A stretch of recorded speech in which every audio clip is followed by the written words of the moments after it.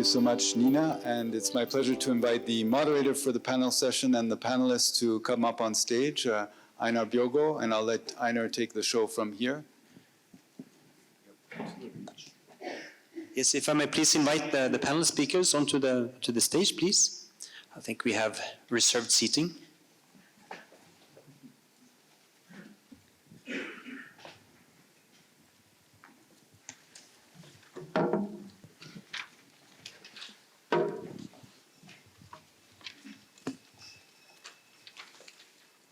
So welcome to the panel. It's really a pleasure for me to be able to moderate this distinguished panel of speakers here today. On behalf of UNITAR that I represent, thank you very much for the organizers for being able to present. Welcome, Nadia. We will do about a 5-minute, let's say, talk by each panelist. And we will be able to also have some questions from the audience afterwards. So please stay with us and we will try to catch up and finish on time. We have representatives here from international organizations. We have representatives from academia or network organizations, and we have representatives from the private sector. So again, representing the 3 main sectors that we are focusing on in the trialogue. So very pleased to be able to introduce each one of the panelists. I will give a little bit of background information, a mini bio for those of you who may not know all the speakers. And I will introduce the first speaker now, Irina BOKOVA. She took office as the 9th Director General of UNESCO in 2009. As the first woman to head the agency. At UNESCO, she advocated for gender equality and improved education through a broad range of UNESCO activities. Since completing her second mandate with UNESCO in 2017, Irina has been involved in a number of projects related to SDG education, including as a teacher at the new SDG Dual Master Course program at the Geneva Trialogue initiative. Irina will highlight some of UNESCO's achievements in this area and discuss some of the challenges that the organization faces for helping member states with SDG education. Irina, please. Thank you very much for giving me this opportunity. I'm particularly happy today to be here for this important conference and would like to commend both Geneva University and Tsinghua. Because I do believe that SDG goal number 4 is not just a foundation for all the sustainable development goals, the other 17, and I think many of the projects and presentations testify to that. But also, I think that there is a kind of a renewed need for investing in SDG number 4. I would say that as a Director General of UNESCO and the lead agency for the SDG number 4, I'm listening this morning with the presentations of different speakers and concrete projects, and it's a very rewarding, I would say, listening to all these initiatives.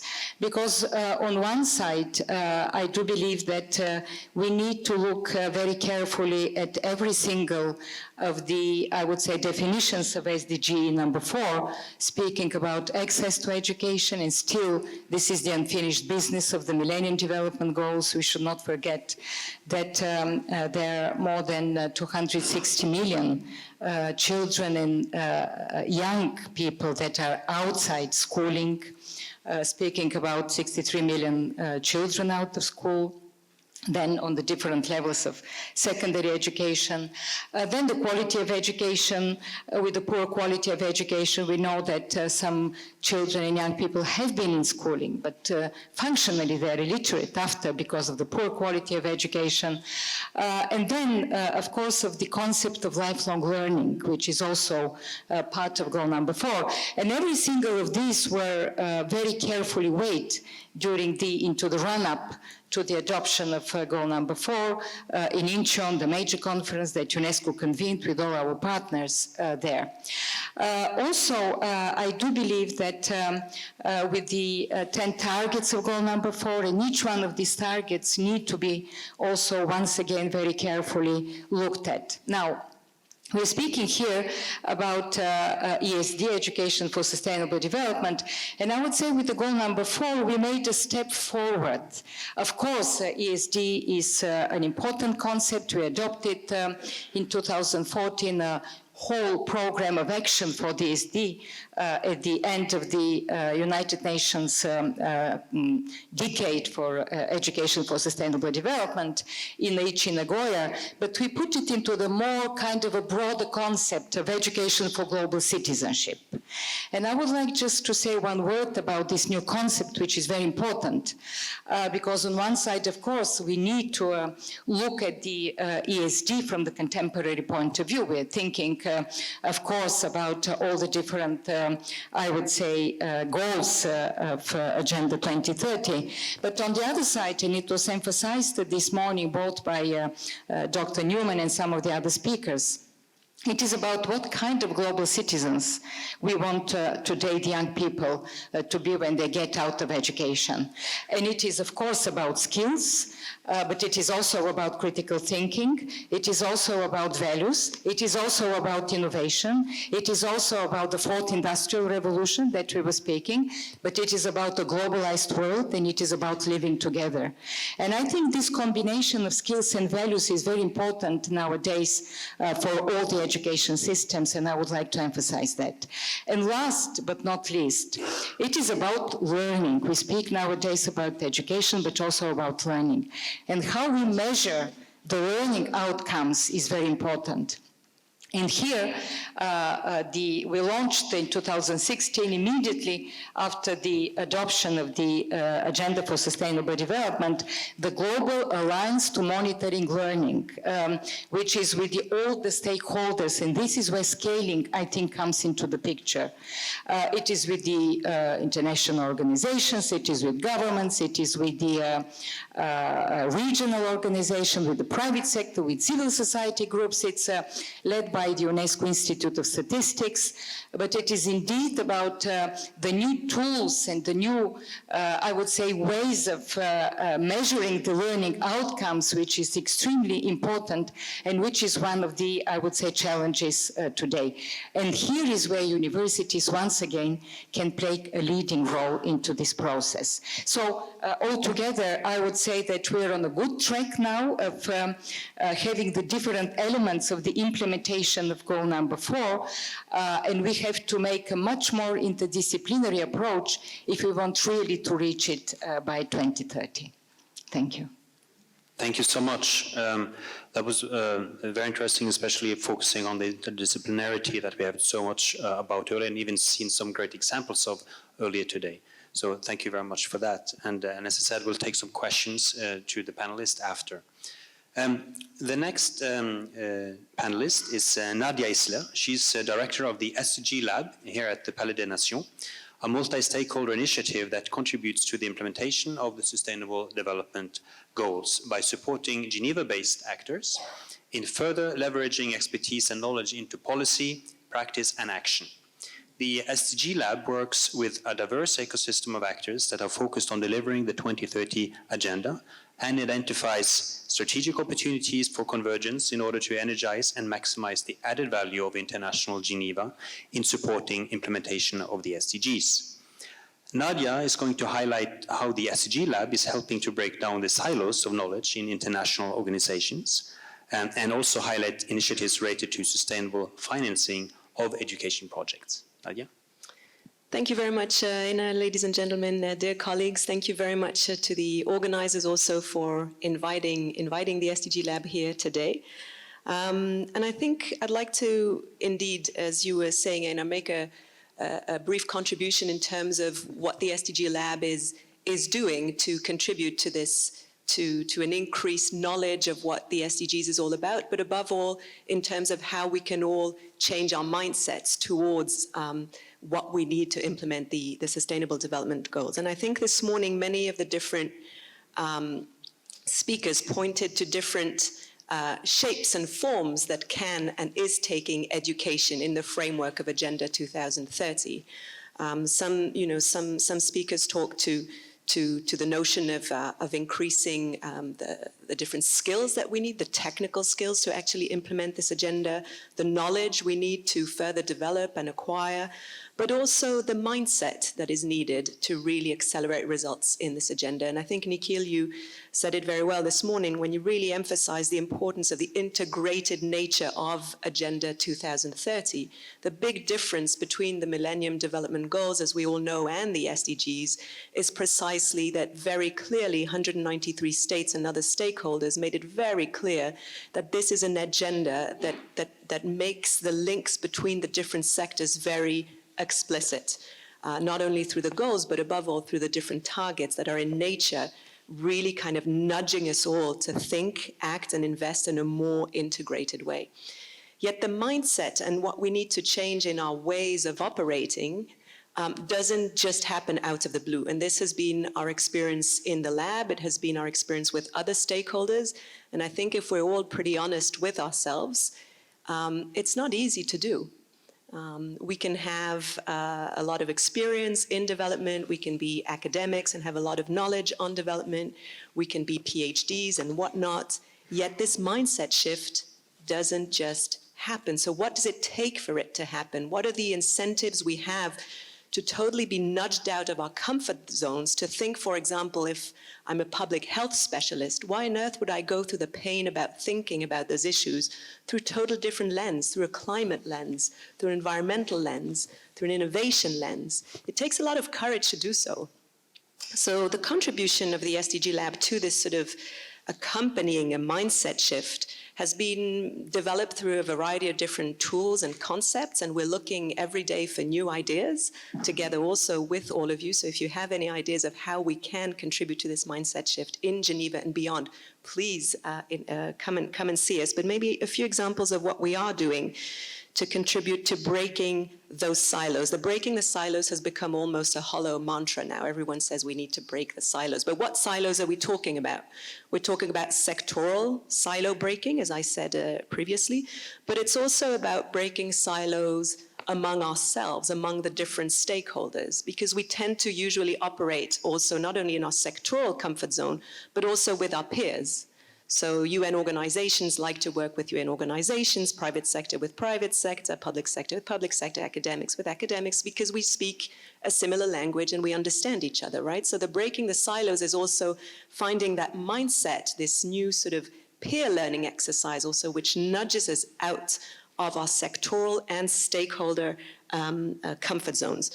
So the first tool we've developed here is a very simple one, and it's called the So What series. So it's a series of happenings or events where we talk about the integrated nature of the agenda and ask the question, so what? Why should we care about going, really outside of our comfort zone and think in a total different way, for example, about health or environment or other sectors? And we invite a variety of different actors that are really practitioners at country level and tell us why deliberately they made the choice of thinking totally outside of their comfort zone, and in what it had consequences on new policies that are allowing for the acceleration not only of one goal, but the entire agenda.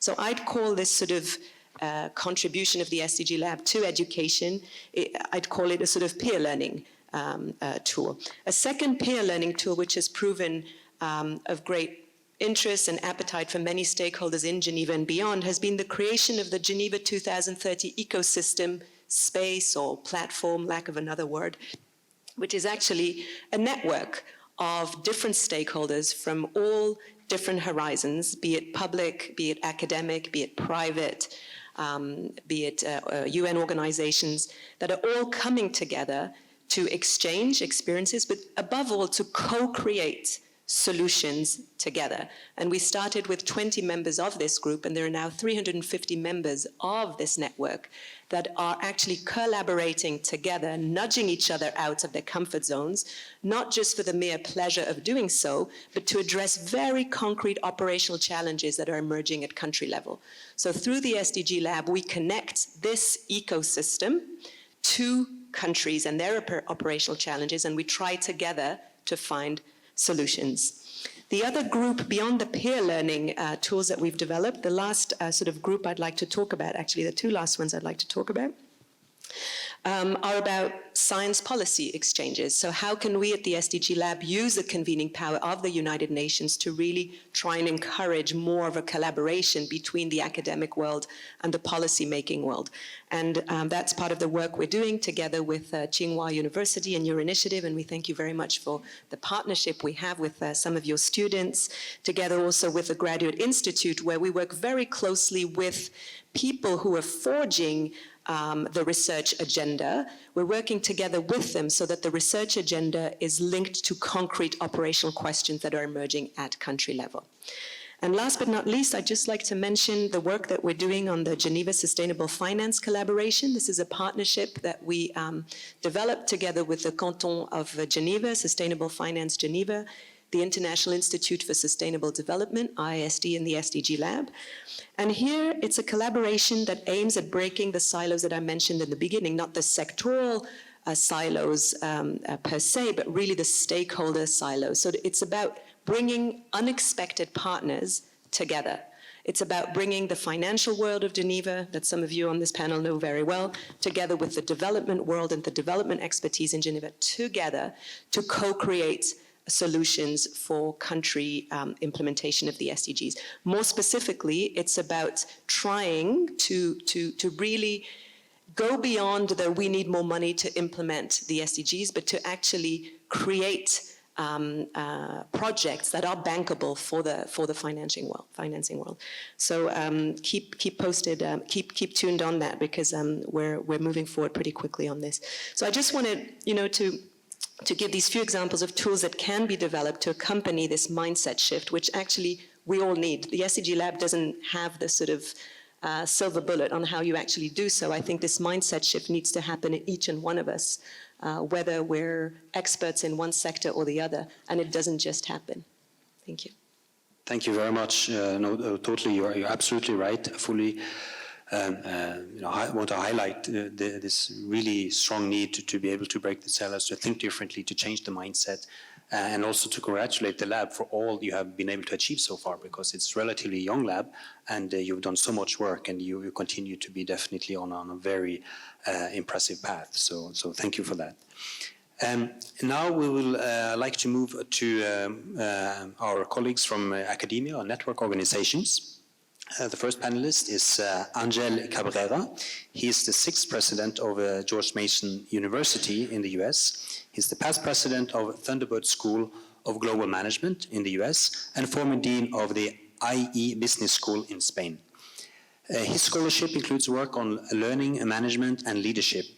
Ángel will discuss the role of universities in making the SDGs a reality through education, research, and partnership. Particular focus on globally engaged universities as a joint initiative with UNITAR. Ángel. Thank you so much. I hope I bring you a word of hope from my fellow educators in the US. I agree with Johanna Newman, and thank you for your presentation earlier, and from the Association of Commonwealth Universities. And I agree with her description of the world we live in, which is one not necessarily too friendly with the notions of international collaboration and cooperation. The forces of isolationism and nativism are being heard around the world.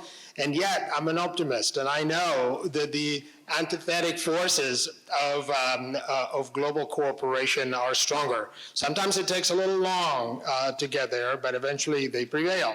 It is momentous that we're here in Geneva on the 100th anniversary of the founding of the League of Nations. Of course, the League of Nations had taken 100 years since German philosopher Immanuel Kant had first proposed the idea. So it looks like we're going in 100-year cycles. Hopefully we can make those cycles a little bit shorter going forward. So my fellow university presidents in the US are worried about this, the situation we live in. And they're worried because this whole talk about isolationism and sometimes even a hostile narrative against global cooperation is already hitting our bottom lines. And for the first time in many, many, many years, the flow of international students coming into the US has experienced a decline. The US continues to have the biggest share of the international student market, if you will, but these are worrisome trends. George Mason is a large public research university. We're in Virginia. We're right outside of Washington, D.C. We're about 38,000 students, but we're part of an association called the Association of Public and Land-Grant Universities. These are the largest universities in the U.S. The University of California and the University of Michigan, University of Virginia, the large public universities in the country. We're fully aware that the faculty in our universities are the ones who hold the keys to finding new and creative solutions to all 17 goals. We're also aware, as Johanna described, that it is the central responsibility of the university to not only educate students on what the SDGs are, but to actually educate students who can become leaders and solution and actors and to find new solutions for those goals. So this last year, motivated first because of this sort of growing narrative around sort of a growing isolationist narrative, but also very worried about the impact that it's having in our universities that have traditionally been leaders in international collaboration. A group of public universities took the lead in creating a network of what we call globally engaged universities. And you can just Google that, globally engaged universities, and you'll find what that is. We found great collaboration in UNITAR, and Nikhil, Seth, thank you so much for your leadership in this event, but also overall in helping us shape the form of this association.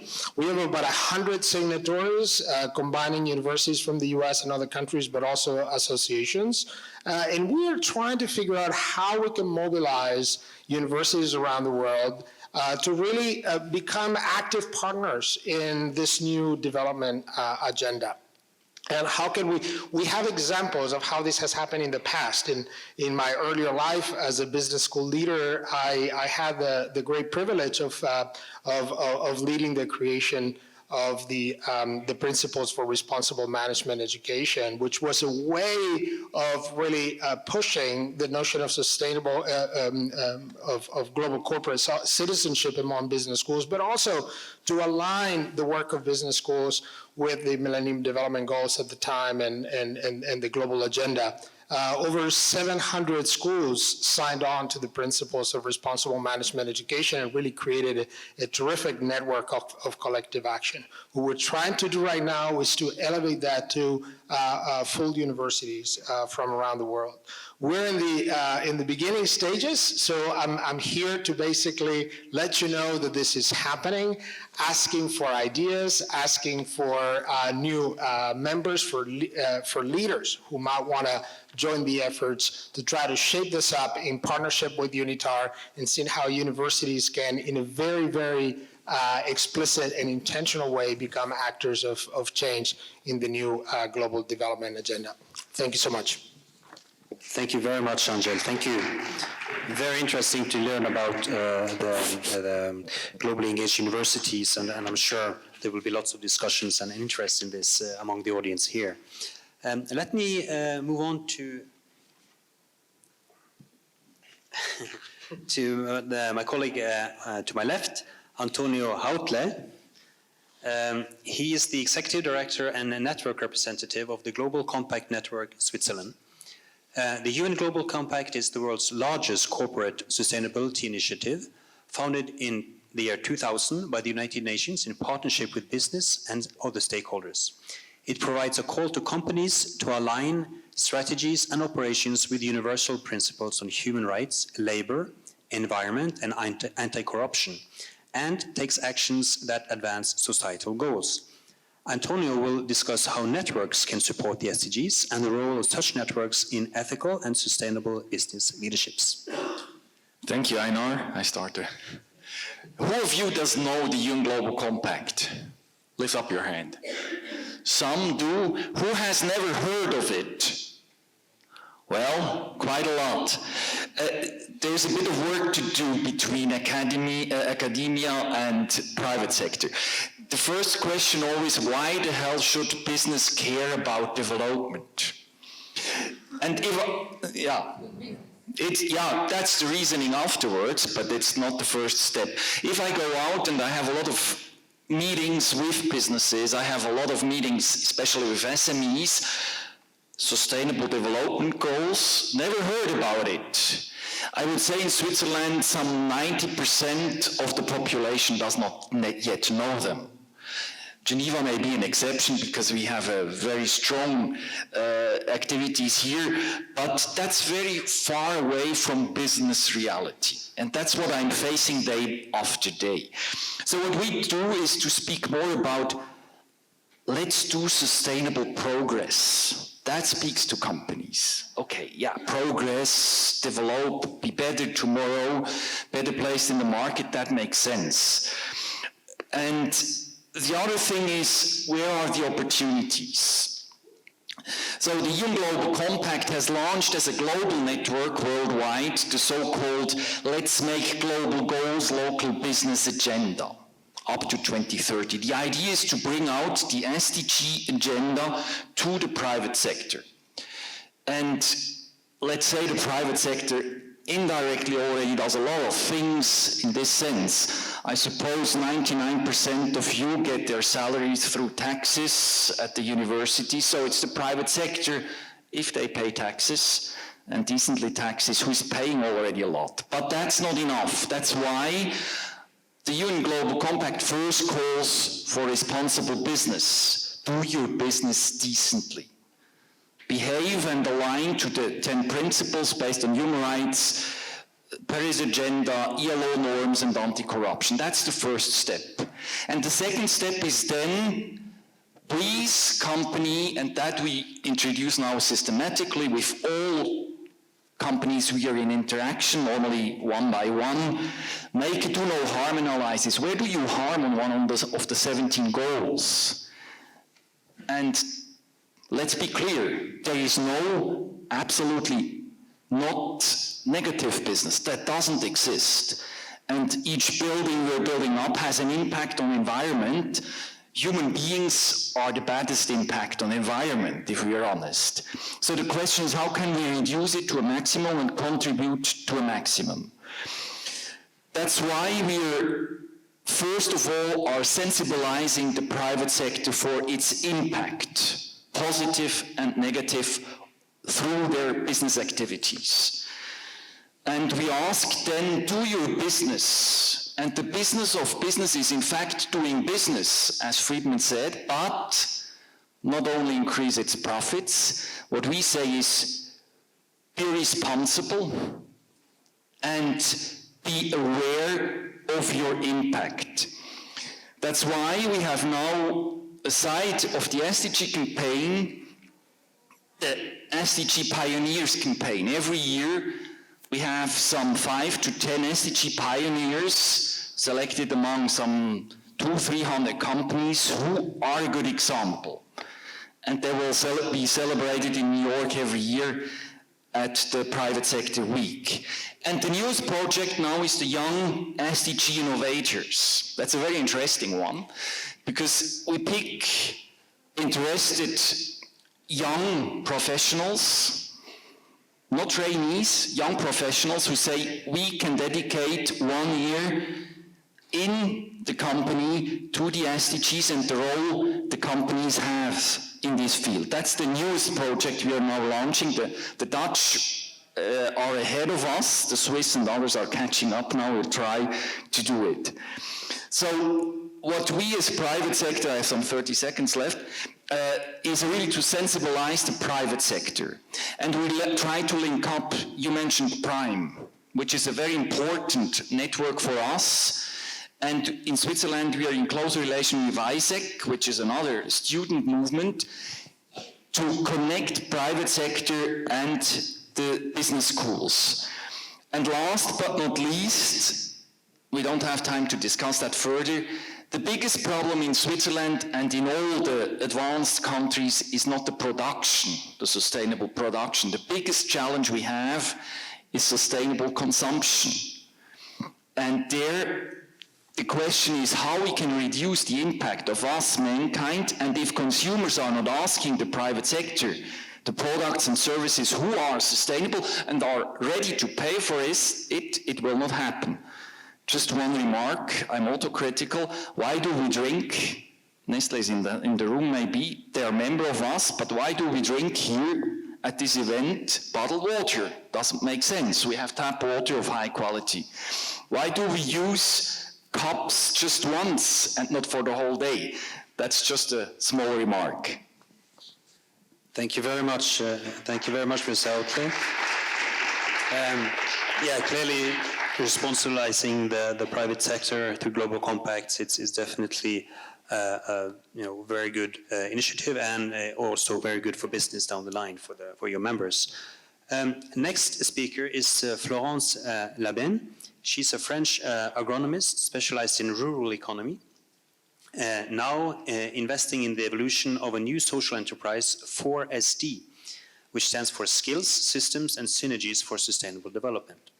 4SD offers mentoring to individuals, to groups and to processes. This helps sustainable development practitioners to encourage collective action, partner effectively, embrace complexity and navigate obstacles.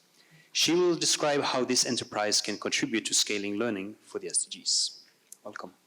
Thank you very much. Thank you to the organizer. Thank you, François Gray, for giving me a chance to be here today. So yes, 4SD is a new social enterprise which has been created by a person who has been deeply involved behind the SDGs before its adoption by the member states. Some of you might know him, David Nabarro, who is not here because he's on the train to Davos already. But he's envoy. He's passionate about the SDGs, and from the beginning, he's stressing especially they are extremely political. You cannot embrace the SDGs, you cannot achieve the SDGs without swimming in a world of politics. Big politics, small politics, within your organization, amongst organizations, within your university, but also in connection with the companies around or other organizations. And in my experience, it's not something I've learned at school.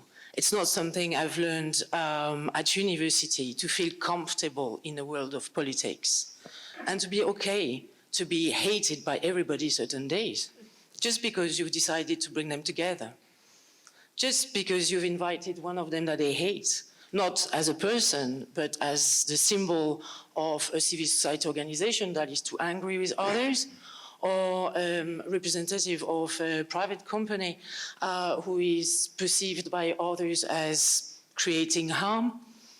And we have to navigate into this for advancing the SDGs. So that at 4SD, that's what our mission is, to help each other to navigate this. Appreciating that there are skills to learn at school, no doubt. No, don't make me say the contrary. But this experience of navigating politics with the ones with big P and the ones with small p's, embracing the adversities that goes within and feeling okay with oneself in this environment. It's something that might require each other to learn from those who have a bit more years than the younger ones. It helps to be connected with somebody who is out of your direct reporting lines in your organization. So that's this mentoring network that 4SD is initiating this year. David Nabarro, of course, but with some others, are here to take some time, place themselves into your shoes for a little while and share their wisdom, share their experience to help you finding your own way and advancing this complex agenda that is so essential. So that's what we stand for. If some of you are interested, I'm here a bit longer to discuss if you wish. Thank you. Thank you very much. Thank you. We'll give you an additional question only for you because you finished well ahead of time. The next speaker is Mr. Roland DOMINICÉ, CEO of Symbiotics. He will describe how his company contributes to sustainable development in emerging and frontier markets by providing traditionally underserved businesses increased access to capital and financial services. Symbiotics aims at doing this by offering specialized investment solutions that connect socially responsible investors to micro, small, and medium enterprises and value chain development projects in low-income economies in Africa, Latin America, Eastern Europe, and Southeast and Central Asia. He will put an emphasis on projects that are contributing to SDG education targets and the role of sustainable financing in helping these projects achieve their goals. Thank you. So I'm, I guess, one of the representatives of the private sector. I founded and work for Symbiotics. It's a fund manager here in Geneva.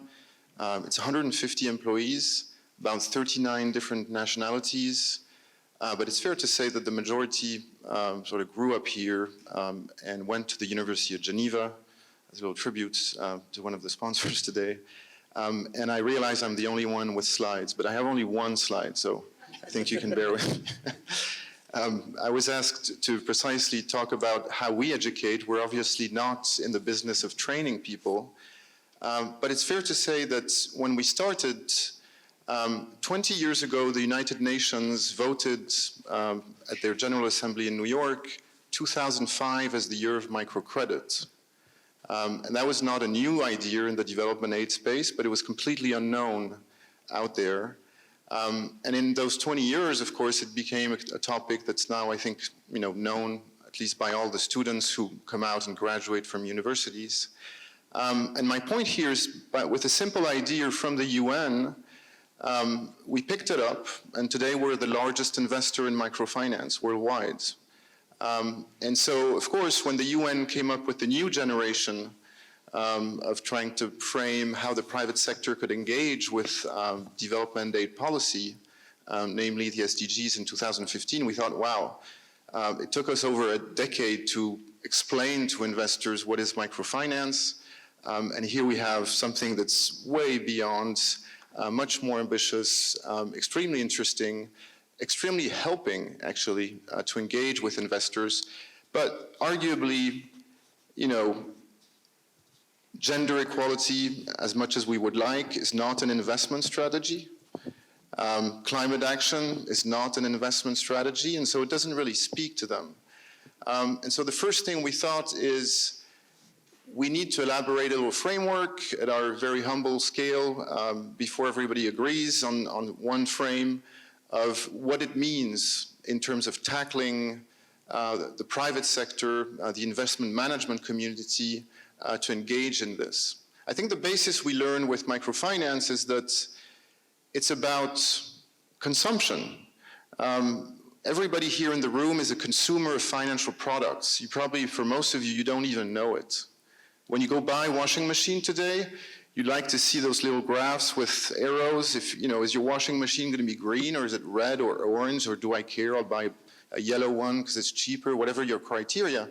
Well, you don't even know, or maybe some of you may know, managing your own wealth, that could be applied to investment funds. And the idea behind is to say, the only way we're going to make this shift towards financial inclusion before, but towards the SDG framework today, is to educate investors that they have the power to decide. And the biggest change they can offer is by asking their banker not to look only at risk and return, but also at social aspects, or ESG, or today SDG. So we talk about SDG integration now as the next generation for fund managers. What it means essentially is how do you integrate those 17 goals into your portfolio decision-making. And it's quite fundamental stuff. If you're wealthy individuals, it's really up to you to be responsible and convince your banker that this is important for you, that the third dimension of your money is probably even more important to a certain extent. If you're not a wealthy individual, well, you probably work somewhere and you have a pension fund. And you're allowed to write a letter to your pension fund manager saying, I will not tolerate that you misuse my money for stuff I'm not interested in. Might sound a bit provocative, but if nobody does it, well, it'll never change. And keep in mind that the banker managing your pension fund, he's scared to death to do a mistake and be sued because he's doing something you don't want to do with his money. Well, suddenly everybody tells him that he needs to follow this frame, he's going to be really comfortable with it and start investing in that frame. So anyway, at our little scale at Symbiotics, we thought, okay, we do have pension funds today who really enjoyed the ride with microfinance investments, essentially pushing money out there as far as we can in emerging and frontier markets and as deep as we can in those markets with a view to be inclusive for the base of the pyramid. And we can apply this frame. And so when we looked at it, we thought, okay, it can be argued, it could be done differently, but essentially we see our investments as tackling household needs, so household finance, small business needs, so small business finance, or larger corporations and projects, so project and corporate finance. And the way we look at it, remember, if you're an investor, you think not so much of the theme, but what's your counterparty risk? So on household finance, we work with hundreds of commercial banks, microfinance institutions, or other specialized thematic financial institutions, and of course today, fintech companies. And in our world, for us, that tackles the best SDGs 1, 5, and 10, so no poverty, gender equality, and reduced inequalities. The second largest topic, which really emerged big time in our space 5-6 years ago, is small business finance. And here it's about, again, banks, finance companies, other intermediaries, tackling decent work and responsible consumption and production. And then we try to organize the rest of the topics. We don't pick up on number 16 and 17. We hope that it's an indirect consequence of the first 15. But we try to organize them around agriculture, community, energy, and health and education. So that's our little thing right now, and we're walking around the world talking to pension funds and training them on that. We just closed our first fund with a group of Scandinavian pension funds, essentially applying that strategy. They told us we don't totally understand it, but we trust you, we like the work you do, we believe you can make it, and we promised them 6% net return following that frame. Of course, a bit more complex, but the point here is that you don't need to compromise on your risk and return to follow this, and that's probably the most important part. So that's a bit what we do in terms of trying to educate this space. We work a lot, of course, with the University of Geneva, also with the Graduate Institute of International Development Studies, on creating continued education programs, either for third parties or for our own staff, and to really trying to help the university out there get the content. Because when we talk to professors, they say, this is great, but I don't feel competent as an academic director because this is so new, there's no research on it. And so I think even more so, companies like Symbiotics need to go the extra mile to help the universities a bit jump in this pond. And I apologize, I realize I've overspoken. Thank you very much. Thank you. Very interesting to learn how Symbiotics is basically translating the SDGs into to financial investors and markets, and also the importance exactly of working then with other actors such as academia in that sense. Thank you very much. I do believe we still have time. We will take the time to have 2-3 questions from the audience. Please, if anyone would like to ask anyone from the panel a question. Yes, can someone pass the mic, please?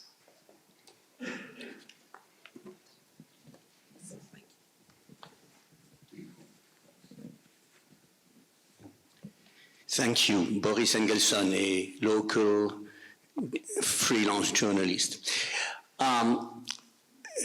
Microfinance is a novel concept, but social banks, cooperative banks are not. They did exist for 1 or 2 centuries before and could not fix the issue. Likewise, the idea of putting the best and the brightest ideas, people at the service of mankind for the common good is not really a new idea. It is even the rationale behind all political parties, all sciences, etc. There is even a book, The Best of the Brightest, on the Kennedy administration. So why do you think you, as the new generation, new hope of the best and the brightest at the service of the good, why will you fix better than the former disasters of the generated by the best and the brightest intentions?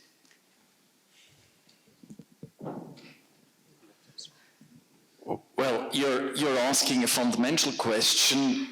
What about our social and economic system? That is the question behind, and you're right. The concept of the global common good comes out of the social teaching of the Christian denominations in the 16th, 17th, and 18th century. But as I already mentioned, we have an impact as human beings on this planet.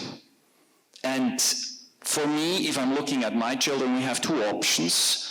We go on like this, as we did for the last 150 years, and we know we will crash, because the ecological system is not supporting the way we are living. So we have to rethink it, and I don't say that we are new at all. If I'm looking into economy, there were patrons at the time who were taking care of all that. And I say we have to gather together and think into the future to find solutions where we can save a peaceful planet, respecting, I prefer the term convironment. We are part of this ecosystem. We are not outside, we are inside. And so I, for my part, say we as business, we are co-responsible. We better open up our eyes and find the challenges and opportunities. I need both, because otherwise I don't have a business case. But we try to contribute as good as we can. I can't say that I will save the planet, but at least I try to contribute with the private sector that also my grandchildren will have a living on this planet.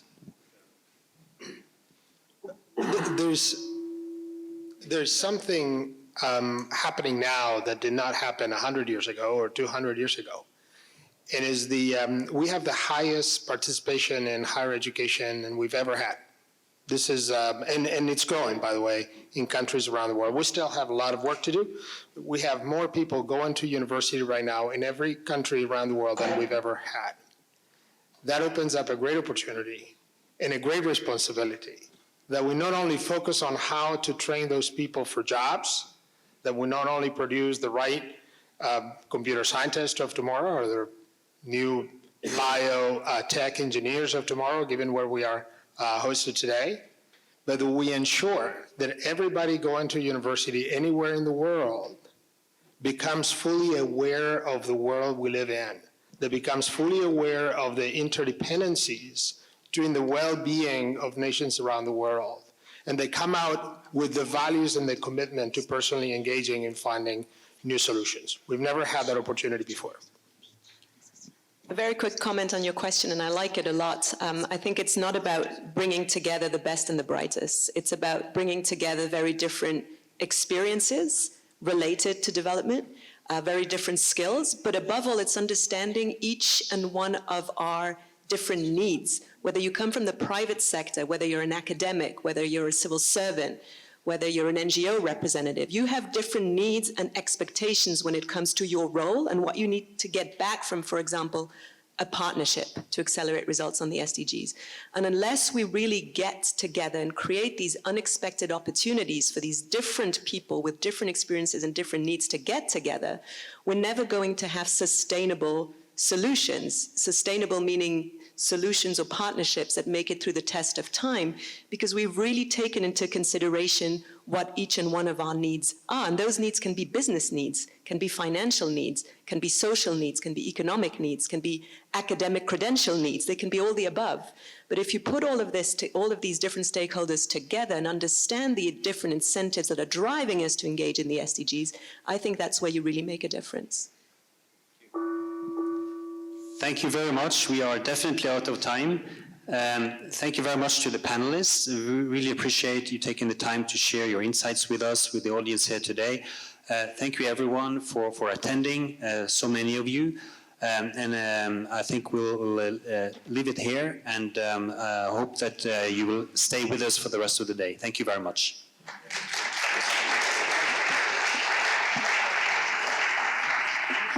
Good morning, ladies and gentlemen. My name is Louise Gallagher. It's my pleasure to host the next session, which is our first of 2 pitch sessions this morning, to give you a chance to network with more people, more of your colleagues here. You're going to hear in 1 minute. We've decided now we have half the time. The presenters, unfortunately, also just have half their time. 1 minute, why you should go and see their poster this morning above all else's. So can I ask for all of the pitch presenters to come up here and join me on the stage, please? So while they're getting themselves organized, I also should tell you that we are on a hard stop for 12 o'clock. We're like that filling in the sandwich, which has been squeezed between a really interesting panel discussion and our formal welcome here from our university senior people. So if I can ask, is it Elena Pruden to join me first? Oh, I think that if we could fit everybody on the stage in one go, that would be great.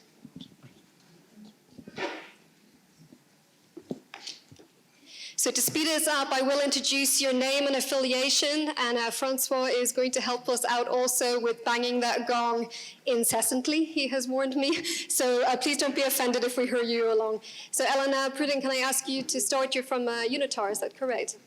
Thank you. I hope you all like playing games. Here is a pitch from UNITAR.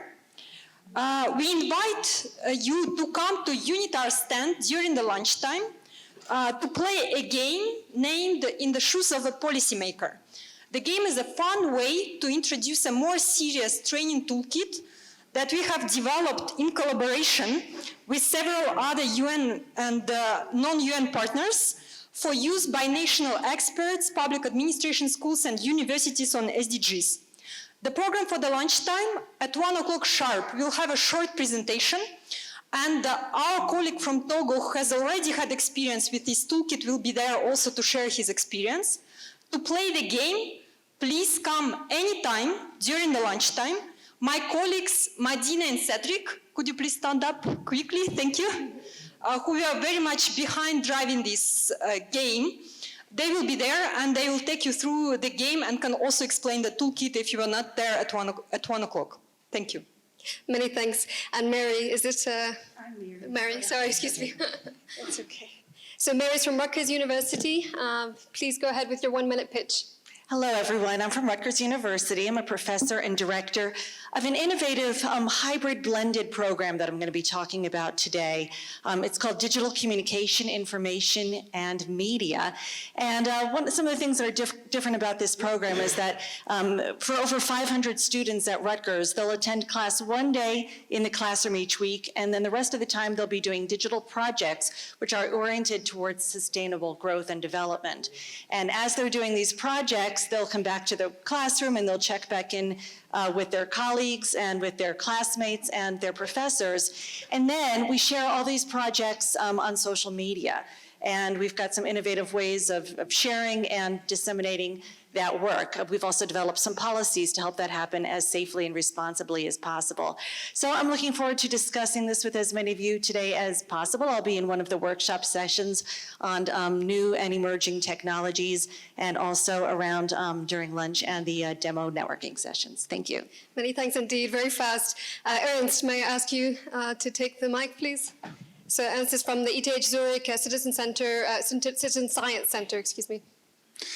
Yeah, hello. So I'm also the study director at the Department of Biology, and we heard exciting examples of how online education is changing education overall. It is dramatically changing how we at universities will teach, because it's no longer just delivering content and knowledge, but it's actually applying knowledge. And we want to make sure that our students from the first semester onward realize that it's not only studying and passing exams alone, education outcomes, very important, but they're actually not only students, but change makers. And we want to instill this feeling by partnering with Geneva University and the GovLab at NYU to apply the Open 17 challenge, where students are giving challenges that come from UN organizations, and they can solve problems during their first 2 semesters at ETH Zurich. Many thanks. Solange Ingabir, excuse me for the bad pronunciation. Yes, so my name is Solange Ingabir. I'm the co-founder of Geneva Action Platform. So what we're doing is we are a video sharing platform. We have innovative tools to help share this video content. And mainly the most important part of the video to help people engage and know what the events were about, the conferences and so on. So we know that studies show that 95% of the content seen through video are retained, and compared to 10% of written content. So we want people to engage, cutting short videos in and out by a click of a button, basically, and share on social media the best moment of the conferences, of the videos on the platform. Thank you. Great, thank you very much. Christina Nizel, please. So Christina is from Disruptive Play. Hi, everyone.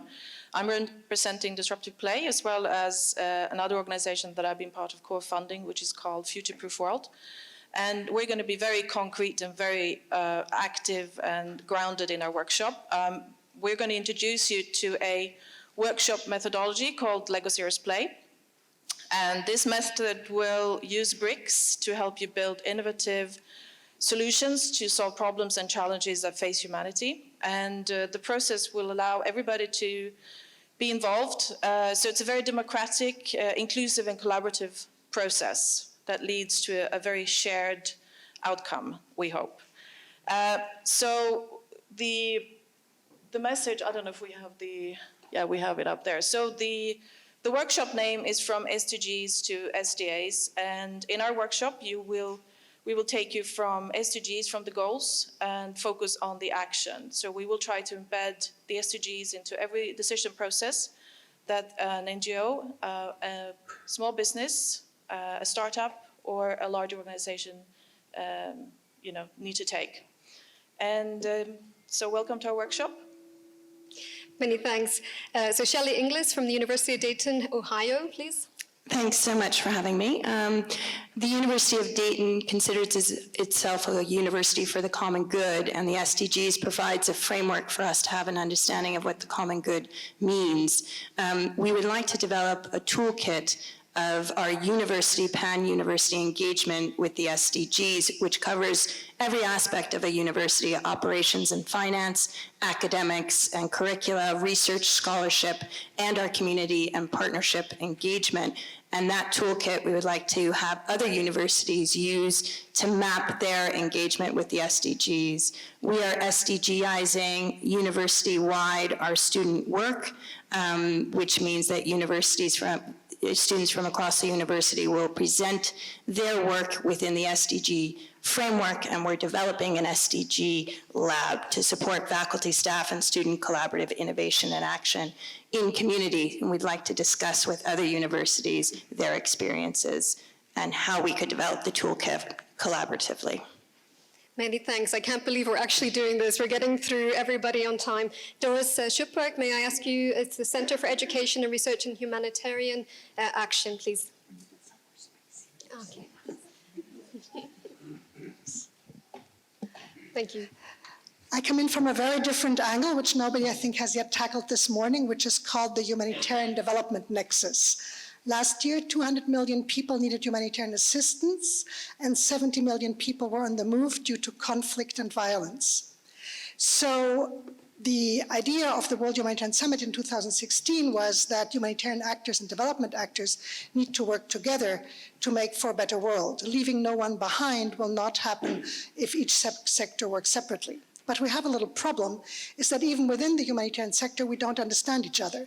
We use concepts in very different ways. The word resilience, 63 meanings in the humanitarian sector were found. So how are we going to discuss together with development actors?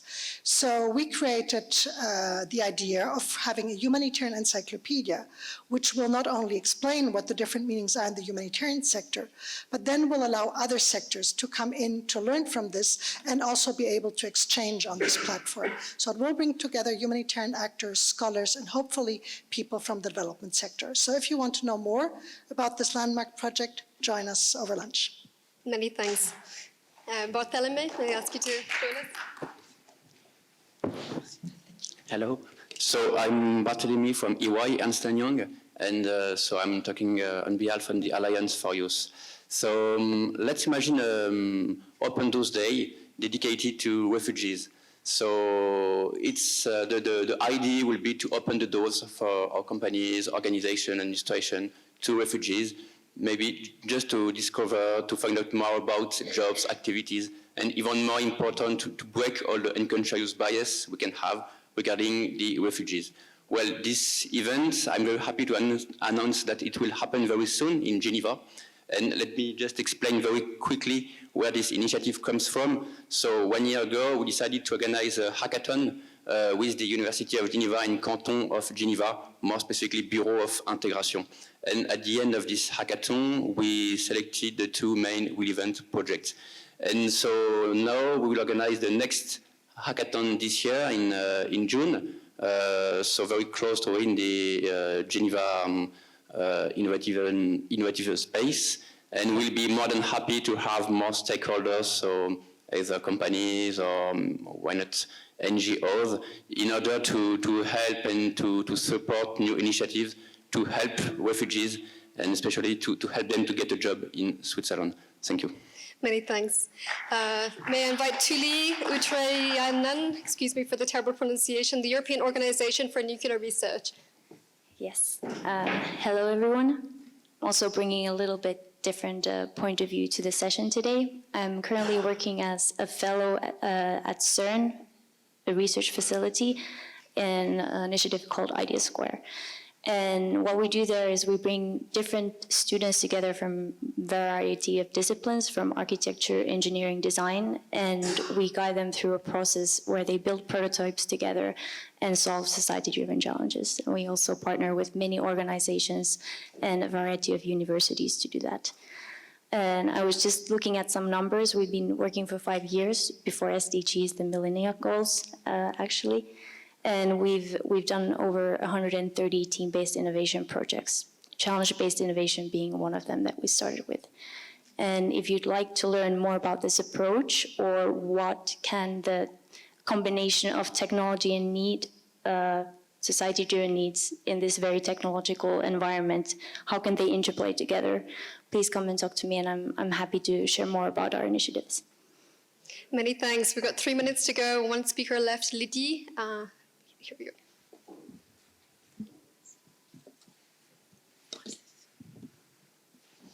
Hello everyone, I am Lydie. I am a master's student at TECFA in University of Geneva.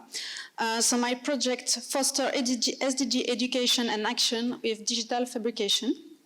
The origin of the project is a subject of my master thesis, in which I set a course for on-service teacher called Build Your Own Educational Tool with Digital Fabrication. As a result, the teacher made a lot of creative educational tools. So I am wondering, why don't you use this creativity for SDG. So my project is, first of all, to enhance teachers' creativity by building constructionist learning object for SDG, so material for SDG education, and on the other hand, extend this project to our pupils through exploration of digital fabrication in order to work on a real local solution to SDG and to develop skill and knowledge for SDG that is developed with digital fabrication. So if you want me to explain more of this, I have a poster just out. Thank you. Thank you. Thank you so much to everybody. A big round of applause for our wonderful pitchers who were amazingly on time. Much appreciated. So you can see each and every one of these in the posters outside here in the auditorium, just outside the auditorium in the hallway. Thank you so much.